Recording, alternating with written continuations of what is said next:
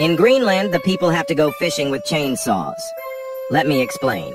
So because the water is frozen for almost all of the year, it cannot be easily accessed. As you can see, this fellow is cutting the ice with a literal chainsaw, but the reason he does this will shock you. It's important for the ice to be fully removed, but they actually choose the spot really carefully. You see, they have these fishing spots where they seem to get much more fish. You see, once they have a big enough opening, they can take a large net laced with fish bait and submerged it in the water and wait until they easily get a catch, then they can retract the net. There aren't many animals living in Greenland, so the fish are a vital food source for the community.